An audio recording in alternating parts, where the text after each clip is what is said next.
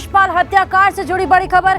अतीक अहमद के शूटर अब्दुल कबीर पर इनाम घोषित कर दिया गया है। बड़ा इनाम घोषित किया गया है। आईजी प्रयागराज वीरेंद्र चंद्र प्रकाश ने इनाम राशि बढ़ा दी है। इनाम राशि 25,000 से बढ़कर 50,000 कर दी गई है। राजू पाल हत्याकांड के बाद से ही फरार है अब्दुल कबीर। तो अब्दुल कबीर पे जो इनाम राशि पहले 25,000 थी उसको बढ़ाकर 50,000 कर दिया गया है। आईजी प्रयागराज वीरेंद्र चंद्र प्रकाश ने ये इनाम राशि बढ़ाई है। और आपको बता दें, अतीक अहमद के शूटर अब्दुल कबीर पर यह इनाम बढ़ा गया है। मोहम्मद मोइन हमारे सहयोगी हमारे साथ जुड़ चुके हैं। मोहम्मद मोइन, इनाम राशि को बढ़ाकर 25,000 से 50,000 कर दिया गया है। लगातार इस पूरे मामले पर कार्रवाई की जा रही है। देखिए, उमेश पाल शूटआउट केस के बाद अतीक अहमद के साथ ही उनके पूरे गिरोह पर शिकंजा कसता जा रहा है। कानून का शिकंजा कस रहा है, सरकार का शिकंजा कस रहा है। और 18 साल पहले बीएसपी विधायक राजू पाल का जो मर्डर हुआ था, जिस केस में उमेश पाल गवाह थे, उस मामले में भी अब्दुल कबीर का नाम आया था।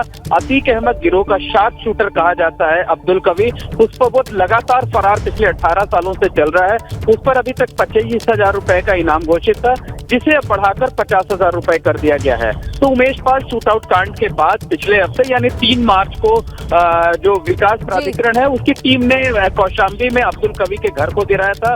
और तलाशी के दौरान कई जो है हथियार भी मिले थे। इस मामले में ये परिवार के 11 लोगों के खिलाफ FIR भी दर्ज की गए थे। तो साफ तौर पर कहा जा सकता है कि एक तरफ अतीक अहमद और उसके परिवार पर शिकंजा कस रहा है, तो साथ ही साथ दूसरी तरफ गिरोह से जुड़े हुए जो दूसरे लोग हैं उन पर भी कानूनी शिकंजा लगातार तेजी से कसता जा रहा है। और इसी कड़ी में अब्दुल कबीर, जो कि अतीक अहमद का शार्प शूटर कहा जाता है, उस पर भी इनाम की रकम 25,000 से बढ़ाकर अब 50,000 रुपए कर दी गई है। बिल्कुल, तो बहुत बहुत शुक्रिया आप तमाम जानकारी के लिए आपका। तो अब्दुल कबीर, जिसे शार्प शूटर कहा जाता है, 25,000 से बढ़ाकर उसकी इनाम राशि 50,000 कर दी गई है। माफिया अतीक अहमद के भाई और बेटे पर शिकंजा कसेगा। सामान्य बैरक से तन्हाई बैरक में ट्रांसफर किया जाएगा। अतीक के भाई खालिद की तन्हाई बैरक में उसको भेजा जाएगा। अतीक के बड़े बेटे मोहम्मद उमर को तन्हाई बैरक में भेजा जाएगा। साथ ही साथ अतीक के भाई और बेटे को कड़ी सुरक्षा में भी रखा जाएगा। तीनों को हाई सिक्योरिटी बैरक में रखा जाएगा। यूपी की अलग अलग जेलों में बंद है अतीक के भाई और बेटे। तो आपको बता दें, छोटा भाई पूर्व विधायक खालिद अजीम उर्फ अशरफ बरेली जेल में बंद है, लेकिन अब तीनों को हाई सिक्योरिटी बैरक में रखा जाएगा। अलग अलग जेलों में अतीक के भाई और बेटे इस वक्त बंद है। तो आपको बता दें, अतीक के बड़े बेटे मोहम्मद उमर को तन्हाई बैरक में भेजा जाएगा। भाई और बेटे की कड़ी सुरक्षा में उनको अब बंद किया जाएगा। साथ ही साथ अतीक के भाई खालिद को भी तन्हाई बैरक भेजा जाएगा। और सामान्य बैरक से इन सभी का तन्हाई बैरक में ट्रांसफर किया जाएगा। तो लगातार अतीक अहमद के भाई और बेटे पर भी शिकंजा कसता जा रहा है।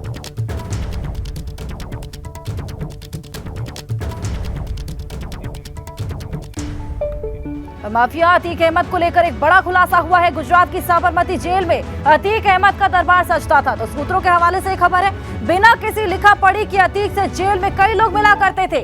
अतीक अहमद अपनी सुविधा अनुसार जेल में लोगों से मुलाकात करता था। जेल में माफिया अतीक अहमद को हर सुविधा मिलने का भी दावा है। तो अतीक का जेल में दरबार सजता था, इसके पीछे कौन जिम्मेदार है? गुजरात की साबरमती जेल में अतीक अहमद का दरबार सजता था। सूत्रों के हवाले से खबर है, बिना किसी लिखा पढ़ी के अतीक से जेल में लोग मिलने आते थे। अतीक अहमद अपनी सुविधा अनुसार जेल में लोगों से मुलाकात किया करता था। जेल में माफिया अतीक अहमद को हर सुविधा मिलने का भी दावा है। साथ ही साथ लोगों के रुकने, नहाने, खाने पीने तक की भी व्यवस्था थी, इसके भी इंतजाम किए जाते थे। अतीक से मिलने वाले लोग पूरा दिन जेल में बिताते थे। मुलाकात के लिए अतीक को अलग कमरा भी दिया जाता था। साथ ही साथ अतीक अहमद जेल में कई मोबाइल का भी इस्तेमाल करता था। तो आपको बता दें, सूत्रों के हवाले से ये खबर है, मोबाइल फोन पर जेल से लोगों को डराता और साथ ही साथ धमकाता भी था।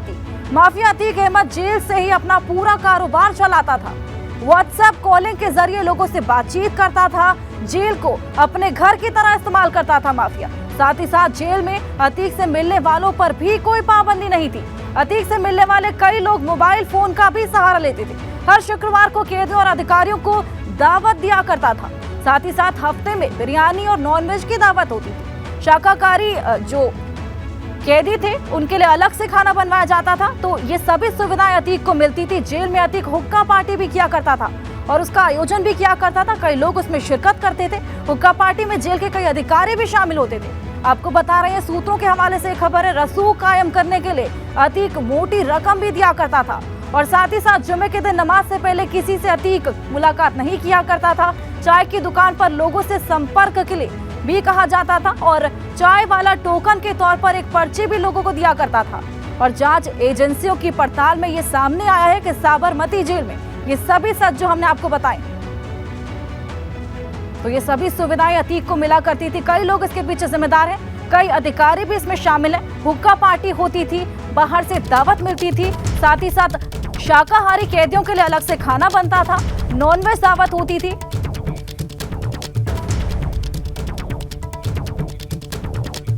वहीं यूपी पुलिस उमेश पाल हत्याकांड की गुत्थी जितनी सुलझाने की कोशिश करे वो उतनी ही उलझती जा रही है। प्रयाग कांड के तार उस मकान तक जुड़ रहे हैं जहां अतीक के भाई अशरफ का साला पिछले 3 सालों से फर्जी एग्रीमेंट पर कर रहा था।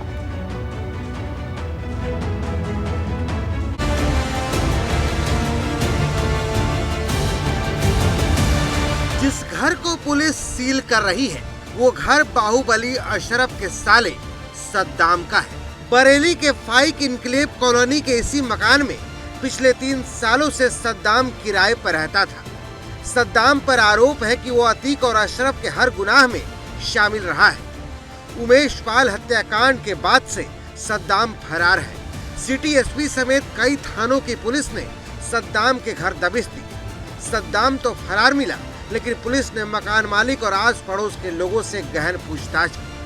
उमेश पाल हत्याकांड से जुड़ी इस वक्त की बड़ी खबर बरेली से आ रही है और बरेली में इस वक्त जो एसआईटी की टीम है वो सद्दाम के घर पहुंची है और सद्दाम जो है वो अशरफ का साला है, पूर्व विधायक अशरफ जो कि अतीक अहमद का भाई है। ये देखिए एसआईटी की टीम यहाँ पे पहुंची हुई है, कई थानों की पुलिस यहाँ पर मौजूद है और इस समय जो घर जिस घर में वो किराए पर रहता था उस घर को सीलिंग की कार्रवाई चल रही है। यहाँ पर सील किया जा रहा है, कई थानों की फोर्स यहाँ पर मौजूद है, तमाम आला अधिकारी यहाँ पर मौजूद है। जिस मकान को पुलिस ने सील किया उस मकान के मालिक हैं मोहम्मद हसीन। इनकी माने तो सद्दाम ने रेंट एग्रीमेंट मुश्ताक के नाम से करवाया था, जबकि 3 सालों से सद्दाम यहाँ डेरा जमाए हुए था। मोहम्मद हसीन ने सद्दाम से मकान खाली करने को भी कहा था, तो उसने इन्हें धमकी भी दी थी, जिसके बाद मकान मालिक ने बारादरी थाने में मुकदमा दर्ज कराया, जिसमें अशरफ का साला सद्दाम और सपा नेता लल्ला गद्दी मुख्य आरोपी हैं। अब पता चला है ना कि ये लोगों ने ये इस तरह का फ्रॉड किया है, जो भी कुछ किया है वो तो अब सामने आया ना। वो मैं तो बिल्कुल गुमराह था। नाम बदला था क्या अपना, बताया कुछ और था? मुश्ताक नाम के आदमी से ये घर लिया गया है मेरा, और दूसरा आदमी रह रहा है, ये जो सद्दाम है ये रह रहा था इसमें। कितने सालों से रह रहा था? कितने लोग रहते थे? वो था अकेला, उसके साथ एक आदमी और रहता था, उसका वो हेल्पर जो साफ सफाई करता था घर की। फिलहाल इस फर्जीवाड़े की जांच के लिए एसआईटी का गठन कर दिया गया है। इस मामले में अब तक 4 लोगों को गिरफ्तार किया जा चुका है। 4-5 दिन पहले एक मुकदमा पंजीकृत हुआ था B3 स्थित जेल में। उसमें एक मुकदमा पंजीकृत हुआ था जिसमें एक माफिया निरुद्ध है जिसका नाम अशरफ है, उससे कुछ गैर कानूनी तरीके से व्यक्ति मिलते थे, जिसमें प्रमुख जो नाम है वो सद्दाम और लाला गद्दी का है। उसमें से एक व्यक्ति इसी घर में जो कि सीन ऑफ क्राइम है, जिसको विवेचक द्वारा सील किया जा रहा है, उसी में रहता था। उसकी कार्रवाई यहाँ पर की जा रही है और स्पाइक एनक्लेव में जो भी रेंट पर लोग रहते थे उनका वेरिफिकेशन करवाया जा रहा है। जाहिर है उमेश पाल हत्याकांड के तार वक्त के साथ साथ और गहरे होते जा रहे हैं। Bureau report, ABP Ganga.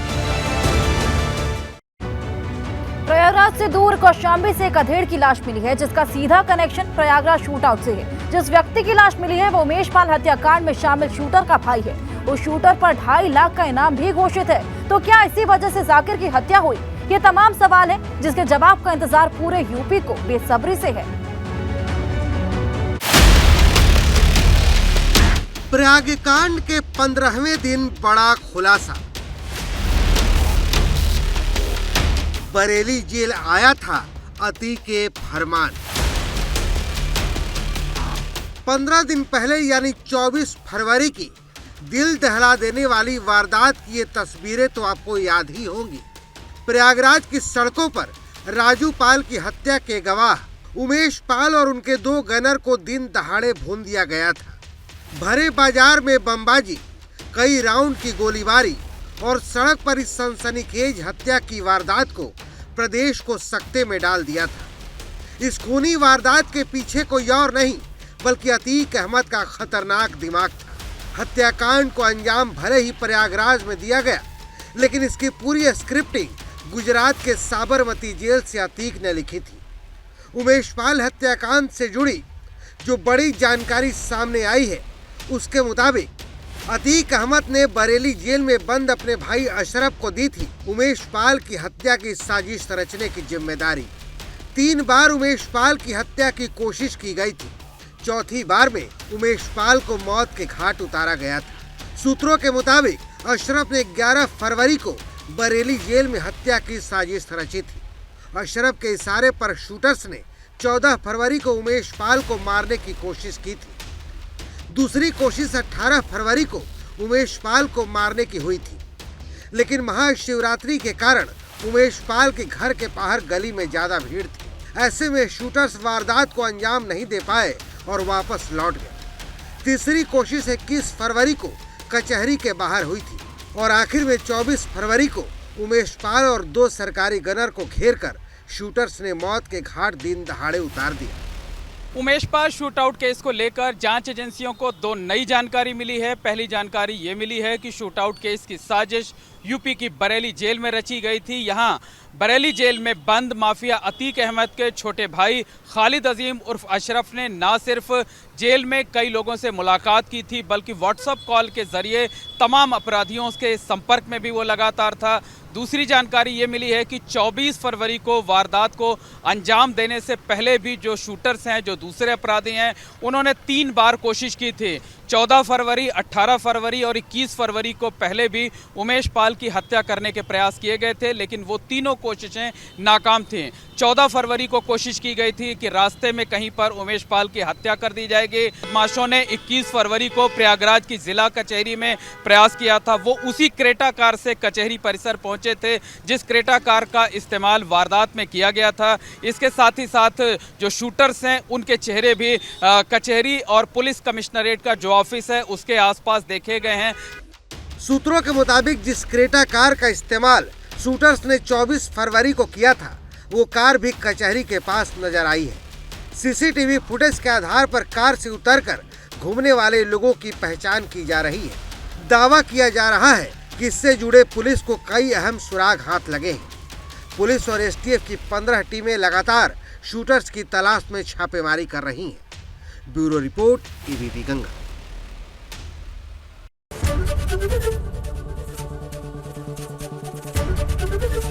ABP Ganga, खबर आपकी, जुबान आपकी।